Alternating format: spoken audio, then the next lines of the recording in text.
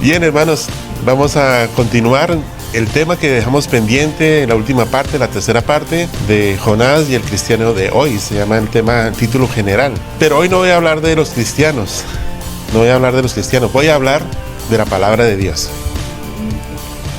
Y en esto, cuando digo la palabra de Dios, me estoy refiriendo a la palabra de Dios que se hizo carne.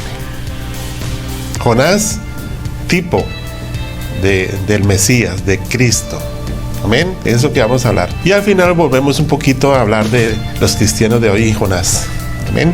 ¿Están de acuerdo conmigo? Si no está de acuerdo, le toca oír, porque yo soy el que voy a hablar. Así es, ¿o no?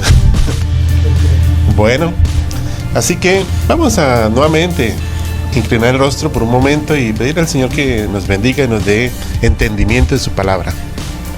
Amado Padre Celestial, nuevamente te bendecimos, Dios del cielo, eterno Creador, sustentador del universo. Te doy la honra, la gloria y la alabanza porque en el perdón que tú nos otorgaste por tu misericordia a través de tu Hijo, tenemos la oportunidad de llegar a tu presencia, Señor, como lo hacemos en este momento, por los méritos de tu amado Hijo Jesús. Gracias también te damos, Señor, porque nos permite reunirnos en este día para escuchar tu palabra, para cantar alabanzas a tu nombre por medio de Jesús, nuestro Salvador, nuestro Señor. Y gracias también porque por medio de Cristo tú nos das entendimiento de tu palabra. Padre, que esa palabra sea clara a nuestros corazones, limpia nuestras vidas, Señor, para que seamos renovados por ella, para dar testimonio de tu amor, de tu verdad, de tu salvación y de tu justicia. En el nombre de Jesús, bendice a cada hermano aquí presente, aquellos también que nos están escuchando, Señor, por los medios, y bendice, Señor, a tu pueblo en la faz de la tierra, Señor, para que cada día nuestras vidas anhele la venida de tu amado Hijo. En el nombre de Jesús, amén.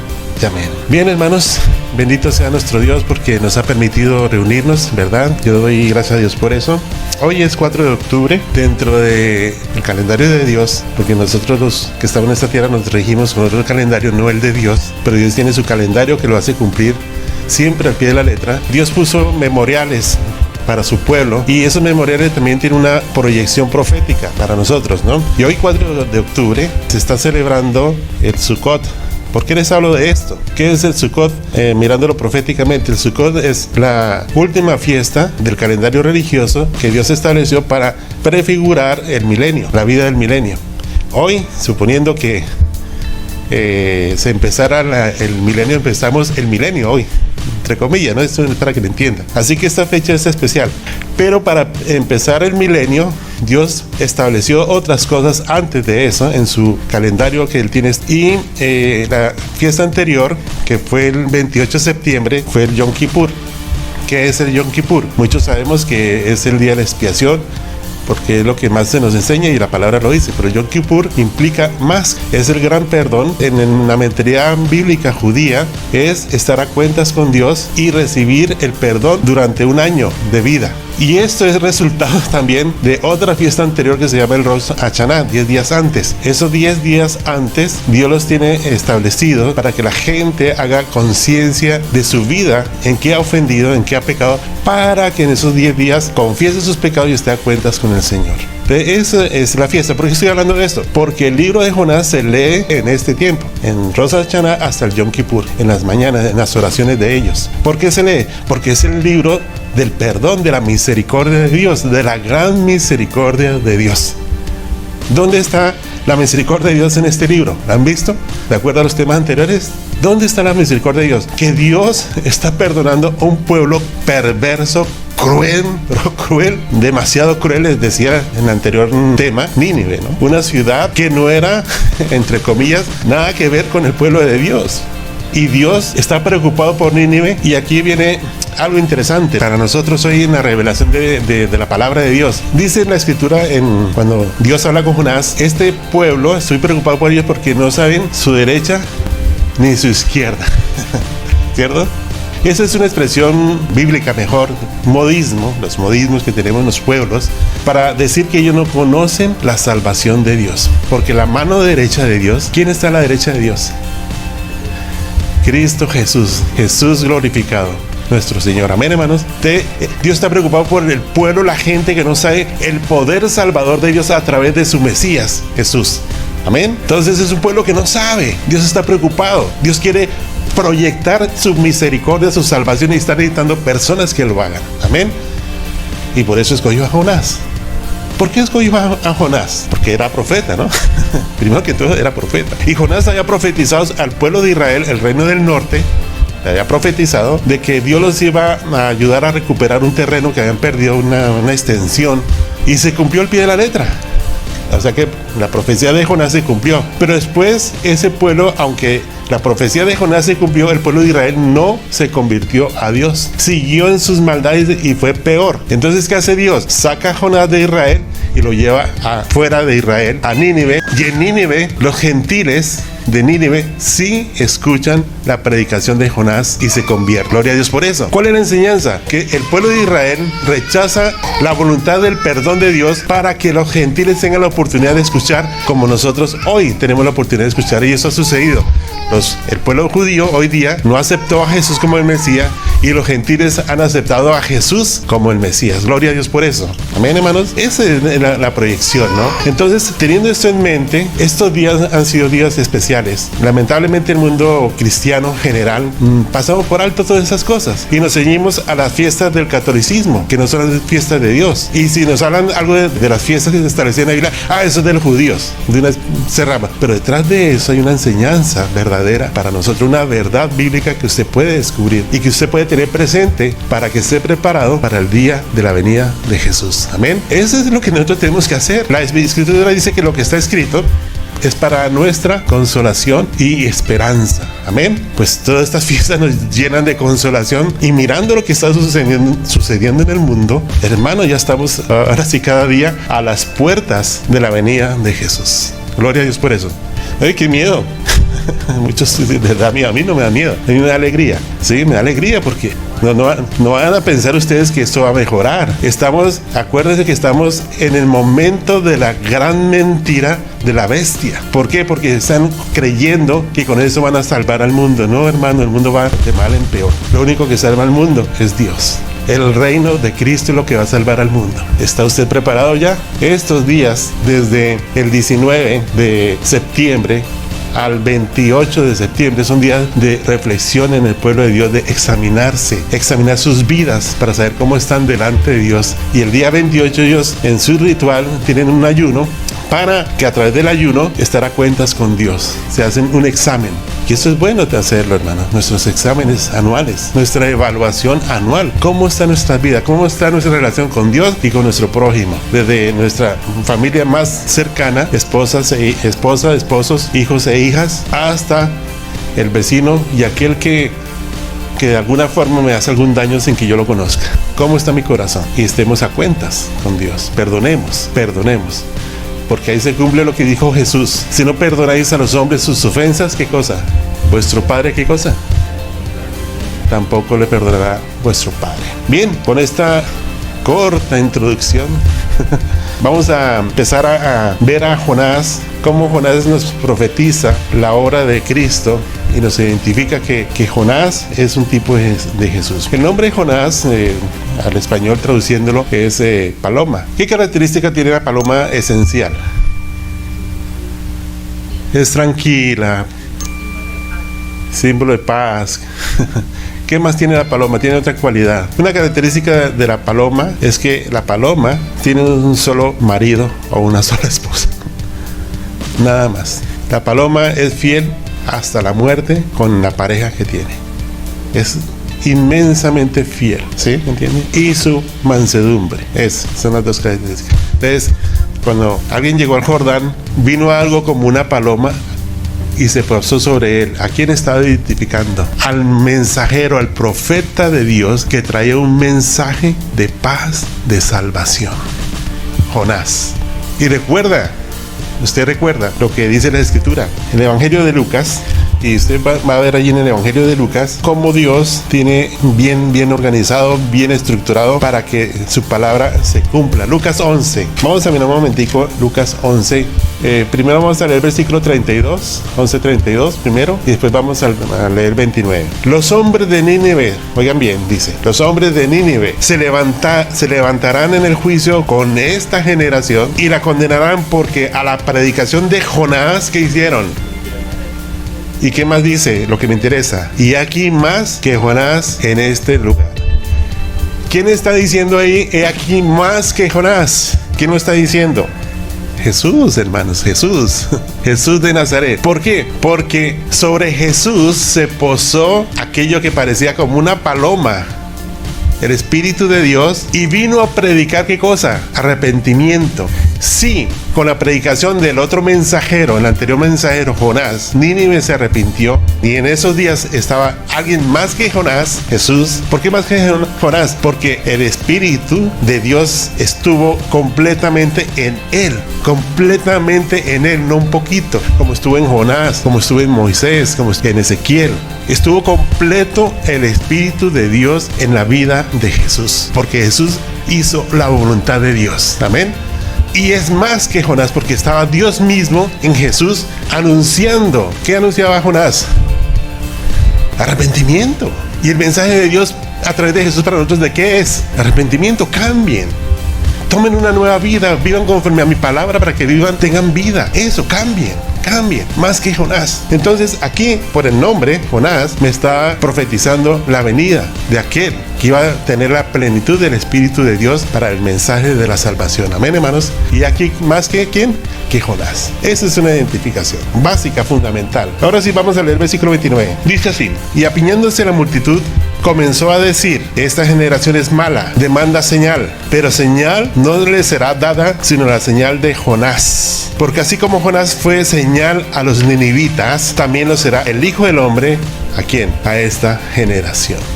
Jonás fue señal a ¿quiénes? A los ninivitas. Y el hombre será señal a ¿quién? A esta generación. Si esto alguien lo leyó en el año 1800, ¿a cuál generación se está refiriendo? La de 1800. Estamos en el 2020. ¿A cuál generación se está refiriendo? A esta generación. Jesús tiene que ser señal a esta generación. Amén. Y nos tiene que ser, hermano, que esta generación es la nuestra. Y tiene que ser señal. Seguimos leyendo. La reina del sur se levantará en el juicio, versículo 31, con los hombres de esta generación, y los condenará porque ella vino de los fines de la tierra para oír la sabiduría de Salomón. Y aquí más que Salomón en este lugar. Salomón es tenido en Israel como el sabio de los sabios. Y Jesús dice: he aquí más que Salomón. ¿Por qué? Porque Jesús hizo la voluntad de Dios. Salomón hizo la voluntad de Dios, se desvió con, yo digo, los ídolos, con esos ídolos se desvió. Muy bonitas, muy lindas, los desvían. ¿Y Jesús se dejó desviar? No. Tentado en todo. ¿Qué dice? ¿Tentado en qué? En todo, pero sin pecado. Gloria a Dios por él. Y aquí más que Salomón. Y aparte de eso, su sabiduría. Él conocía la palabra de Dios al derecho y al revés. Y es importante que usted lea la palabra de Dios.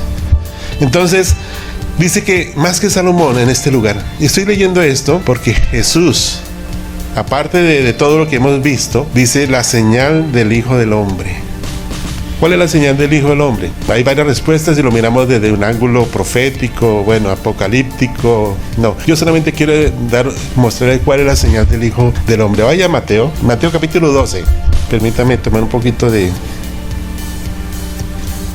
Capítulo 12 de Mateo, versículo 38. Entonces respondieron algunos de los escribas y de los fariseos diciendo: Maestro, deseamos ver de ti, ¿qué cosa? Una señal. Maestro, que le están llamando a Jesús como Maestro. Pero usted notó que en Lucas dice la señal del Hijo del Hombre, no dice Maestro, no dice la señal del Maestro. Vamos a ver cómo responde aquí en Mateo, versículo 39. Él respondió y les dijo: la generación mala, y otra vez. ¿Y qué más? Dice otra frasecita: adúltera. ¿Qué es adulterar? Cambiar algo original, nada más, cambiarlo. Si usted tiene 99.9% de algo, ya es adulterado. O si cambia el 0.1% de ese algo, ya adulteró. Lo original es 100%. Si usted le echa el 0.001, ya adulteró. Entonces, ¿qué quiere decir eso? Esta generación mala y adúltera demanda señal, pero señal no le será dada sino la señal del profeta Jonás. ¿Cuál es la señal del profeta Jonás? Versículo 40. Porque como estuvo Jonás en el vientre del gran pez 3 días y 3 noches, así estará el Hijo del Hombre. Se le dará la señal del Hijo del Hombre. ¿Cuál es la señal? Dice: así estará el Hijo del Hombre en el corazón de la tierra 3 días y ¿qué? Y 3 noches. Corazón de la tierra se refiere enterrado, muerto. Ahí hay una serie de especulaciones antiguas, pero son especulaciones judaicas, helenísticas, que Jesús se fue a predicar a los muertos, desviadas de la verdad. Jesús estuvo en la tierra, muerto. 3 días y ¿cuánto? 3 noches. 3 días y 3 noches. Y si usted mira el calendario de Dios, estuvo 3 días y 3 noches exactas. Si mira el calendario de Dios, esa es la señal. ¿Qué significa esto, hermanos? Que hoy tenemos que tener en cuenta la verdad, porque dice, esta generación mala y ¿qué más? Y adúltera. Si usted le pone a algo diferente al mensaje de Dios a través de Jesús, ya es que adúltero. Y usted puede ser cristiano, pero puede ser adúltero en no revelar la verdad como es. Y esto es un tema delicado, pero no es eso lo que queremos nosotros tocar. Queremos seguir mostrando que Jonás nos está profetizando ¿a quién? A Jesús. Amén, hermanos, para que nosotros nos demos cuenta cómo Dios ha amado siempre a su pueblo y quiere que el pueblo conozca la verdad. Eso es lo que Dios quiere. Empecemos entonces con Jonás, capítulo 1, versículo 4. Ya están, lo tienen en pantalla ahora sí. Dice, pero Jehová hizo levantar, ¿qué cosa? Un gran viento en el mar, y hubo en el mar una tempestad tan grande que se pensó que se partiría la nave. Versículo 5. Y los marineros tuvieron miedo, cada uno clamaba a su Dios, y echaron al mar los enseres que había en la nave para descargarla de ellos, pero Jonás había bajado al interior de la nave y se había echado ¿a qué? Se echó a dormir el pobre Jonás. Lo primero que quiero tocar, dice, pero Jehová hizo levantar un ¿qué? Gran viento. Y como vamos a hablar proféticamente, aquí tenemos que hacer un cambio en la mente. Fue Dios el que echó el viento. ¿Y el viento sobre qué cayó? ¿Recuerdan las enseñanzas anteriores? ¿Sobre el barco o sobre el mar? Sobre el mar, el viento. El término viento, tanto en hebreo como en griego, el término que aparece allá es ruach, o neuma en griego, que se traduce al español espíritu. Oigan bien. Espíritu. Y Dios hizo mover su espíritu sobre el mar. ¿Y cómo estaba el mar? ¿Cómo? Agitado. Ahora, piense conmigo un momentico. ¿Cómo está el mar, el mundo o el mar que Dios estaba creando en Génesis 1? ¿Cómo estaba? Agitado, desordenado. Todas las palabras que usted quiera poner en ese sentido. Y el espíritu de Dios ¿de qué? Se movía en Génesis 1. Eso es lo que Dios siempre está haciendo, enviando su espíritu, enviando su manifestación a la tierra en este mundo agitado el mar. Dios está haciendo siempre eso, agitando el mar. ¿Para qué? Volvamos a leer Jonás capítulo 1, versículo 5. Y los marineros tuvieron ¿qué cosa? Miedo, y cada uno clamaba a su Dios, y echaron al mar ¿qué cosa? Eso es lo que Dios está buscando siempre. Estamos viendo acá simplemente algo sencillo, que Dios está moviendo a través de las circunstancias de la tierra, lo que hacen los hombres, porque son los hombres. Usando otro pasaje nos dice que los hombres son como el mar, que no pueden estarse quietos. Isaías nos lo revela. ¿Qué es el mar? Pues los hombres. Y Apocalipsis también nos revela que el mar son las naciones, son los pueblos que no pueden estarse quietos porque están echando ¿qué cosa? Están en movimiento. Hoy, ¿cómo está el mar? ¿Cómo estamos hoy? Convulsionados, ¿no?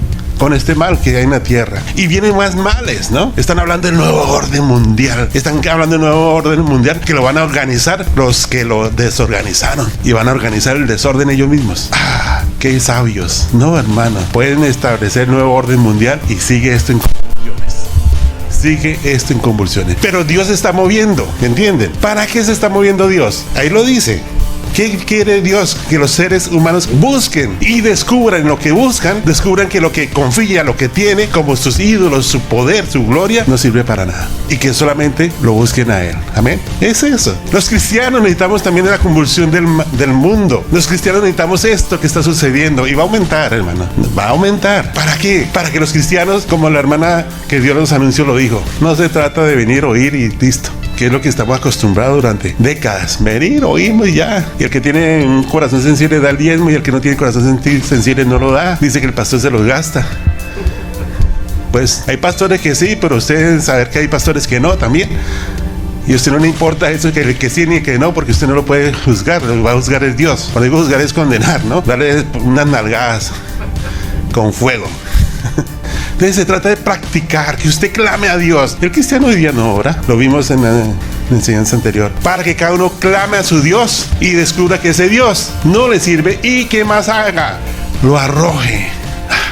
¿Sí me entiende? Lo saque de su vida y pueda clamarle al Dios verdadero, como lo enseñé la vez pasada. Amén. Pero aquí también vamos a ver la profecía de Cristo. Vamos a verla. ¿Qué hizo Jonás?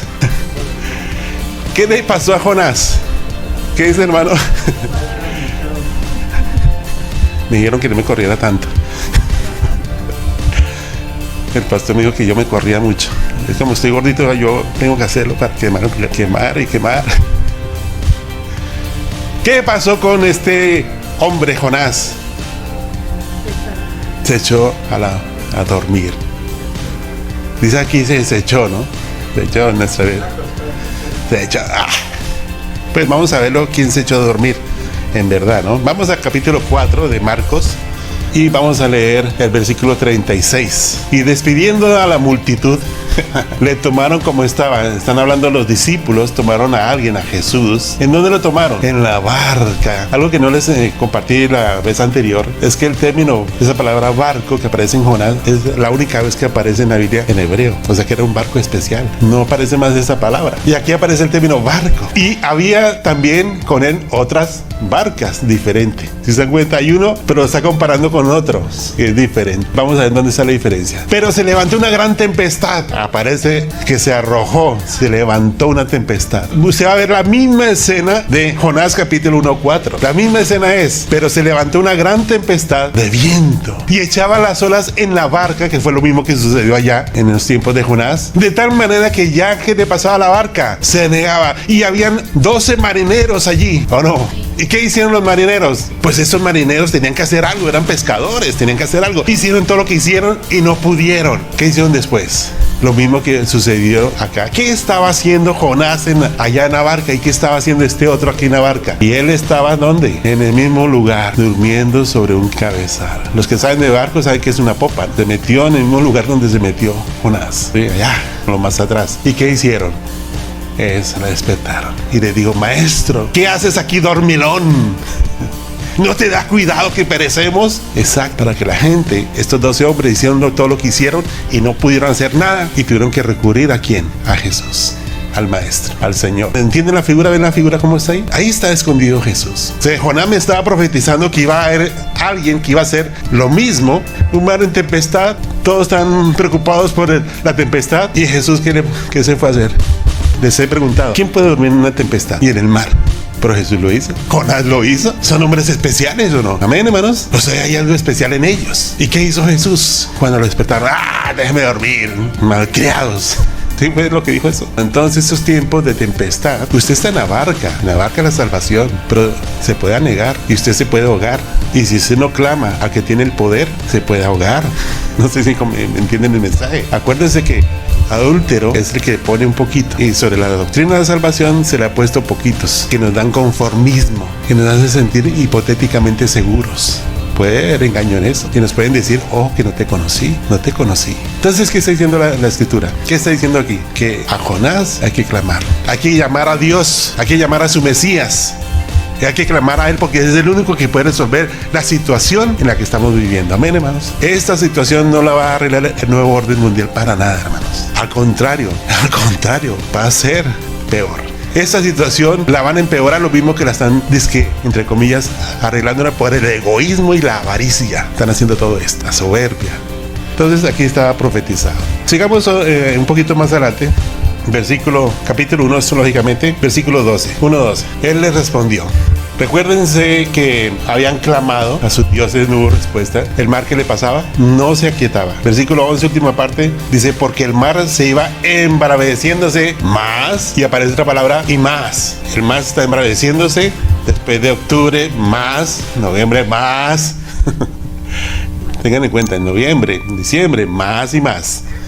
Más y más se va a embravecer la maldad de los hombres. ¿Qué tiene que hacer el pueblo de Dios? Lo que hicieron aquellos 12, lo que hicieron aquellos que estaban con Jonás, despertar al Señor. Es profético, ¿no? Despertar es llamarlo. Dios no escucha a ningún cristiano. Está Dios dormido, ¿se me entiende? No es activo, es un pasivo. Si usted no llama, yo le digo, pastor, el pastor, si no digo así, él no me mira, ¿no? Pero si le digo, pastor, mírame, me mira. Entonces, lo mismo es Dios. Entonces, cuando no me está escuchando, está dormido. Para mí, el que está dormido, él no está dormido. Mi padre trabaja y hasta ahora trabaja. Él no está dormido, pero usted sí está dormido. Necesitamos despertarlo, llamarlo. Tomándole, entonces él da una respuesta. Versículo 12. Él le respondió: tomadme y echadme al mar, y el mar se os, ¿qué cosa? Aquietará. Se os aquietará. Observen el lenguaje, es interesante el lenguaje. A ustedes se les va a aquietar el mar. A ustedes. Eso significa. ¿Usted entiende? El mar no se va a aquietar, es a ustedes que se va a aquietar. Si usted clama, a ustedes se les aquieta. A los demás, ¿cómo sigue? Agitado. Entonces dice acá: porque yo sé que por mi causa. Entonces vamos a ver qué nos tipifica todo esto. Muy sencillo. Ahí estaba tipificando a Jesús. Vamos a mirar el versículo, hermano. En Juan. Estaba tipificando a Jesús. ¿De qué manera? Vamos a descubrir. Dice así: por eso me ama el Padre. ¿Por qué? Yo pongo mi vida para volverla a tomar. Nadie me la quita, sino que yo de mí mismo. Y dice: este mandamiento recibí de mi Padre. Tengo poder, tengo la autoridad. Jesús está obedeciendo órdenes. ¿Qué quiero decir con esto? La única manera, el mar, estamos hablando proféticamente, cuando viene una tempestad enviada por Dios, aquí es otra figura, viene una tempestad dada por Dios, el mar en tempestad movido por Dios significa juicio de Dios. Cuando hay una tempestad, todos los que atraviesan la tempestad mueren. Ahora, ¿por qué en el tiempo de Jonás? Vamos a pensar un poquito, ¿por qué Jonás se metió al barco? Pensando en Jonás nada más, ¿recuerdan? ¿Por qué? Porque estaba huyendo. No quería hacer la voluntad de eso. Entonces el mar, aquí movido por Dios, en los vientos, aquí es de juicio. La humanidad no hace la voluntad de Dios. ¿Cómo dice el Padre nuestro? Hágase tu voluntad en la tierra. ¿Se hace la voluntad de Dios en la tierra? ¿Dónde se hace la voluntad de Dios? En el cielo. En la tierra no hace la voluntad de Dios. ¿Usted cree que esto es voluntad de Dios? El sufrimiento, la injusticia, donde a lo bueno se llama malo, ante lo legal es ilegal, ante lo que es naturaleza ahora es antinatural, en que la minoría tiene derechos, la mayoría no. Si usted alega una causa justa, le dictan que no, y para que digan que sí, pague platica.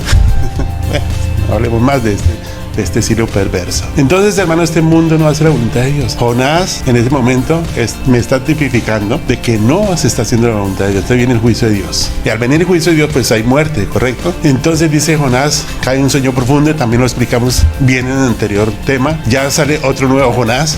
Y dice aquí el nuevo Jonás, ¿qué dice? El nuevo Jonás, ¿qué dice? Arrójenme, hagan que yo muera. Ahora, ¿Jonás lo hizo voluntariamente? Sí. Y aquí en Juan, que estamos leyendo, dice: tómame. ¿Qué dice Jesús? Vamos a ver otra vez Juan 10. Dice así: por eso me ama el Padre, porque yo pongo mi vida para volverla. Nadie me la quita, sino que yo, ahí está, de mí mismo, ¿qué hace? Entonces Jonás está poniendo su vida, es tipo de Jesús que está poniendo su vida. Correcto, porque recibió ese mandamiento. Yo les hablé del sueño profundo, ¿no? Que hace cambiar.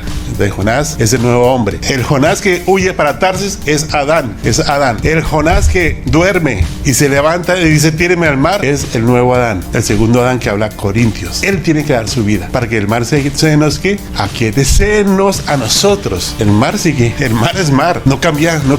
O sea, el mundo no cambia. Pero si usted hace lo que Dios quiere que se hace, se aquieta recibiendo a quién? A Jesús. Su muerte y, como dice ahí, su resurrección. Amén. En la religión popular solamente es la muerte de Cristo. Nosotros tenemos que tener las dos cosas juntas, la muerte y la resurrección. En la cena, ¿a qué se nos invita? A proclamar que Él viene por segunda vez. En usted se complete la redención. Ese es el objetivo de la cena. No es por abrir la boca, y no es por eso, como se hace tradicionalmente en el catolicismo, ¿no, hermanos? Si usted ha caído en eso, cambie, porque la rutina produce eso. No, estamos anunciando la resurrección de Cristo con la cena del Señor. Entonces, mis queridos hermanos, cada una de estas cosas nos está llevando a la esperanza del Señor.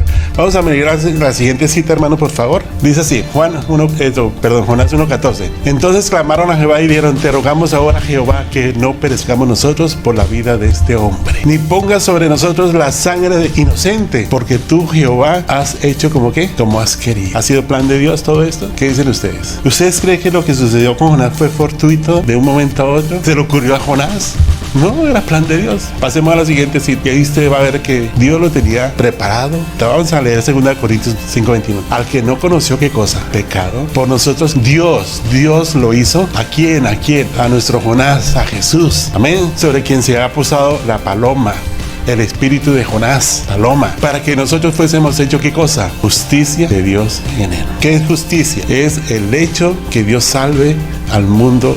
Los del barco estaban condenados a la muerte. El mundo estaba condenado a la muerte por su rebeldía contra Dios. Pero Dios nos dio a Jesús y fue echado al mar, a la muerte. Allá dice en las escrituras, el mismo Salmo dice, compara el ahogarse como la muerte, echado en el mar. Jesús también fue a la muerte. Y dice en Corintios, hermano me lo quitó, que Dios lo trató como el pecado.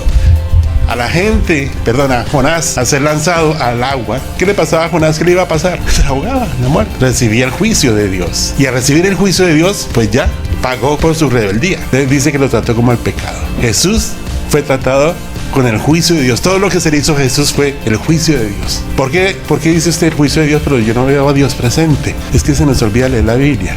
Y dice las Escrituras.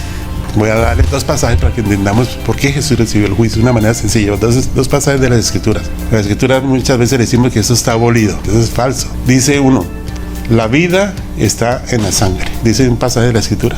Y otro pasaje dice que yo demandaré la sangre por mano de hombre. Y será justicia por mano de hombre. Dice las Escrituras. No les digo el pasaje porque usted tiene que leerlo y descubrir dónde está. Está fácil. Baja su celular y ahí Google se lo da. Entonces, uniendo esos pasajes, Dios hizo juicio sobre Jesús por causa de la rebeldía del hombre. Lo trató como al pecado, por manos de hombres. ¿Cuáles hombres? Primero la falsa corte que hizo un juicio ilegal. Ninguna corte en el mundo debe hacer juicios en la noche, porque ellos van a hablar de la verdad y luz, y tienen que haber testigos. Y los servidores del Estado, Roma, y los servidores del templo, fueron los que se encargaron de condenar a Jesús. Las máximas autoridades de ese momento, Pilato y ¿quién más? Herodes. Pero las dos autoridades, los dos dijeron, este hombre no tiene nada, pero matémoslo. Es inocente, pero declarémosle. ¿Por qué? Por las presiones de este mundo, el honor de este mundo. Ahí está. Entonces por eso dice Jesús, dijo Jonás, echadme. Son los hombres. Y eso, hermano, Dios hizo juicio en Jesús por cada uno de nosotros. Gloria a Dios por eso. Y el mar se os aquietará. ¿Qué significa eso? Que no habrá juicio para usted, para mí. Gloria a Dios por eso. No habrá juicio. Se nos aquieta el mar. Y en el otro sentido, porque estamos de todas maneras en este mundo, hermano, Dios nos está cuidando. Ven, hermanos, en medio de todo lo que estamos viviendo y lo que vamos a vivir, se nos va a aquietar por la mano de Dios. Recuerden, al pueblo de Israel recibió el juicio de Dios, pero las 3 primeras plaguitas tuvieron que sufrirlas, ¿o no? El pueblo de Dios en Egipto, las 3 primeras plagas tuvieron que sufrir. Ya la siguiente ya no, ya Dios hizo separación. Lo mismo va a suceder en estos tiempos. El mar se nos aquietará. Pero usted necesita ¿qué cosa? 2 cosas, clamar y echarle mano. ¿A quién? Aquel que puede aplacar la tempestad. Recordando a Jesús, cuando estaba durmiendo, lo llamaron, se levantó Jesús. ¿Y qué les dijo? ¿Qué les digo? ¿Por qué teméis? Dios quiere que su fe sea vive, se levante. Amén, hermanos. Eso es lo que nos va a ayudar, la fe. Yo creo que ya me pasé el tiempo, yo no sé. Pastor, qué pena. Voy por la mitad del camino. Bueno, entonces vamos a mirar algo interesante en Jonás y vamos a hacer el cierre con eso. En el versículo 17 de Jonás 1, usted va a leer, pero Jehová, ¿qué tenía Jehová? Preparado un gran pez que tragase a Jonás. Y estuvo Jonás en el vientre del pez 3 días y 3 noches. Esa es la gran señal, ya lo vimos, de Jonás. La gran señal de alguien que murió y qué cosa, y resucitó. Amén, hermanos. En la historia, el mundo puede decir lo que quiera, ¿sí? Pero el Jesús, ahora voy a hablar de otra cosa, de Jesús histórico, el Jesús que sí existió, que la historia puede comprobar que sí existió, que murió, que existió, que murió hasta ahí. La historia puede comprobar que sí existió. Y lo puede estudiar cualquier historiador que sea ateo, que no crea nada de Dios, que solamente crea en lo que ve en sus ojos y entiende y puede descubrir. Están las grandes pruebas históricas. Y no estoy hablando de la Biblia, estoy hablando de la sociedad, cómo se comporta. Yo sigo a una serie de profesionales a nivel lingüístico, historiadores no creyentes. Y ellos analizan los documentos, hablemos de los documentos que encuentran en Egipto, en cualquier pueblo, las pictografías, todo lo que analizan. Esto fue hecho para tal año y dan esos análisis, ¿no? Entonces, de esa manera, no hay en la historia de ningún pueblo un hecho semejante e igual que hable de que hubo un hombre que murió y que resucitó. La resurrección no lo pueden comprobar porque es un hecho de Dios. Dios tenía preparado un pez. ¿Y qué hizo el pez después? Cuando tragó a Jesús, después de los 3 días y las 3 noches, ¿qué hizo Jesús? Resucitó, ¿no? Pero que sí existió Jesús, sí existió Jesús. Bueno, ¿a dónde voy? Quiero llegar. Es que dicen esa gente de que nadie, ningún ser humano, es capaz de decir algo a cambio de nada. ¿Para dónde voy? Yo qué saco con decir si Jesús, si es una falsedad, si es una mentira, si es una leyenda. Yo qué saco con decir Jesús resucitó si no es verdad. ¿Qué saco? ¿Nada? Entonces no lo digo, yo no saco nada. Pero si saco una ventaja, sí. Entonces, hubo muchas personas, hay muchos asuntos fehacientes, muchas pruebas de que Jesús resucitó. ¿Por qué? Porque la gente que habló de él, oigan bien, en su época, pudo ofrecer su vida por aquel que resucitó. Si no hubiera resucitado, ¿por qué iban a ofrecer su vida? Por nada. Ahora sí, hablando de la Biblia solamente, la Biblia dice que hubo 500 testigos. Eso es demasiado. No, 500 no es nada. En pruebas históricas es demasiado. En pruebas históricas se necesitan más o menos, dice que más o menos se necesitan entre 4 y 8 testigos. ¿Y Dios preparó cuántos? 500. ¿Qué estoy diciendo con todo eso? Que así como Jesús murió, estuvo en la boca del pez. Por ahora solamente quiero decirles, dejarles, el pez está simbolizando la tumba. Pero este término pez tiene otro significado también bíblico. Jesús estuvo en la tumba 3 días y ¿qué más? Y 3 noches. Y resucitó por la gloria de Dios. Para que nosotros, hermanos, oigan bien, para que nosotros tengamos la convicción de nuestra esperanza de resurrección y gloria eterna. Amén, hermanos. Y estamos esperando a ese Jesús que resucitó, que ha sido testigo de la gloria de Dios. Jesús ha sido para traernos también a nosotros la gloria de Dios. Amén, hermanos. Para que usted, hermano, ya no sucumba en medio de este mundo. Para que usted levante esa fe. Cuando despertaron a Jesús le dijo, hombres de poca fe. ¿Qué necesitamos? Que nuestra fe, ¿qué cosa? Crezca. ¿Cuánto? No es cuánto, es que usted se apoye más en Dios, confíe más en la verdad de Dios y vaya adelante en ese camino de esperanza, porque siempre el mar se os aquietará. A nosotros se nos aquietará el mundo, hermano. Ahora, si Dios me tiene a mí o a cualquiera de ustedes destinados para que den su vida por la verdad, gloria a Dios, hermanos, porque tendrá una mejor recompensa. Usted ya tiene ganado la vida eterna por medio de Cristo. ¿Ven, hermanos? Tiene ganado por medio de Cristo. Así que hoy nosotros, Dios enviará un pez. En Oseas 6:2 dice así el versículo 1: venid y volvamos a Jehová. Dice así: venid y volvamos a Jehová, porque Él arrebató y nos curará. Creó la tormenta allá con Jonás. Los marineros, que tuvieron que hacer, deshacerse de sus ídolos, deshacerse de sus riquezas, y se aquietó el mar. Amén, hermano. Dios creó la tormenta, pero también le dio la bonanza. En los tiempos de Jesús se creó nuevamente la tempestad, pero vino una gran bonanza cuando Jesús se levantó y reprendió el mar, los vientos, perdón. Y dice aquí: venid y volvamos a Jehová, porque Él arrebató o destruyó y nos curará. Él ha permitido lo que está sucediendo hoy, 4 de octubre, y lo que vendrá, Dios lo permite. Pero también, ¿qué hará? ¿Qué dice Oseas? Nos curará, nos sanará. Y agrega: hirió, ¿y qué cosa? Nos vendará. Amén. Y el versículo 2 para terminar: nos dará vida después de 2 días. ¿Entienden eso? Después de 2 días, como estamos hablando proféticamente, 2 días, 1000 y 1000, 2000. Y si usted hace cuentas, estamos terminando los 2 días proféticos. Aleluya. ¿Y qué hará después de los 2 días? 2 días, ¿qué hará? En el tercer día, ¿qué cosa? Que es el milenio. ¿Qué dice la Escritura? Nos resucitará y viviremos delante de Él. Gloria a Dios. Gloria a Dios. Amén, hermanos. Estamos en el punto de los 2 días, terminando los 2 días. Faltan unos cuantos minutos. Estamos en unos cuantos minutos. Curiosamente, ¿no? El mundo también tiene un reloj mundial diciendo para la gran crisis, ¿no? Y para ellos les falta 5 minutos. Casi están de acuerdo con la Biblia. No sé por qué a alguien se le ocurrió hacer eso y lo están haciendo el mismo mundo. No sé si han oído del reloj mundial. En Suiza está ese reloj, que faltan 5 minutos para la crisis mundial. Está casi igual casi igual al de Dios, casi igual. Entonces dice acá: nos dará vida después de 2 días y en el tercer día nos resucitará y viviremos delante de gloria de Dios. Conoceremos y proseguiremos en conocer ¿a quién?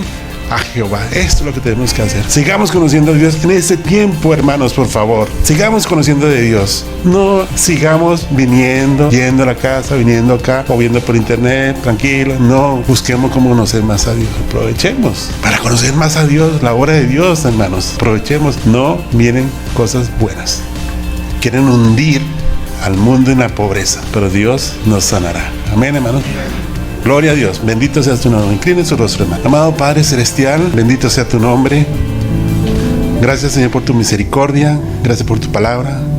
Estamos aquí, Señor, viendo a nuestro Jonás, sobre el cual reposó tu espíritu.